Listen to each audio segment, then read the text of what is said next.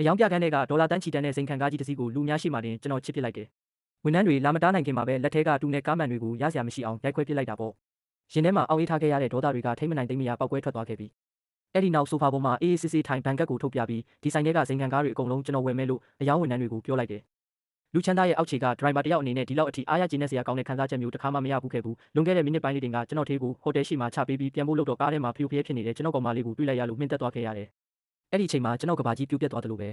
ဒေါသတကြီးနဲ့တွားမေးပေမဲ့တထေးကကျွန်တော်ကိုတားဆီးခဲ့တယ်။ပိုပြီးယိုစရာကောင်းတာကကျွန်တော်ကောင်မလေးဟာရှက်ရကောင်းမှမသိပဲစီးစိမ်ဥစ္စာနောက်လိုက်ချင်တာကြောင့်ကျွန်တော်ကိုအဲ့ဒီနေရာမှာတင်လမ်းခွဲခဲ့တယ်။တထေးကကျွန်တော်ကိုနှိမ်ချဆက်ဆံတာကိုတောင်သူကခွင့်ပြုခဲ့သေးတာ။ဒရိုင်ဘာလေးတယောက်ဖြစ်တဲ့ကျွန်တော်မှတထေးကိုပြန်ပြောဖို့တတိမရှိခဲ့ဘူး။သူတို့နှစ်ယောက်စိန်ခံကားနဲ့ထွက်သွားတာကိုကြည့်ပြီးကျွန်တော်ကောင်းကင်ကြီးကိုမော့ကြည့်ကအားကိုးရမယ်စွာအော်ဟစ်နေခဲ့ရတယ်။ပြီးကန်ဆိုးတာကကားတစ်စီးကကျွန်တော်ကိုဝင်တိုက်လိုက်တာပါပဲ။ကားမောင်းတဲ့အမျိုးသမီးကပြပြတလဲဖြစ်နေချိန်မှာပဲကျွန်တော်စိတ်ထဲမှာအတန်တစ်ခုကြားလိုက်ရတယ်။ Permission တထေးကြီးစနစ် Intelligent Tycoon System ကိုစတင်လိုက်ပါပြီ။ဒီကက်နဲ့ဘယ်မျိုးသမီးအတွက်မဆိုပတ်စံတုံးလိုက်တာနဲ့အဲ့ဒီပမာဏရဲ့အစပေါင်း100ကိုပြန်ရရှိမှာဖြစ်ပါတယ်။ဒါဟာတကယ်လားဆိုတာစမ်းသပ်ဖို့အတွက်အဲ့ဒီအမျိုးသမီးစီကိုဒေါ်လာ50တူည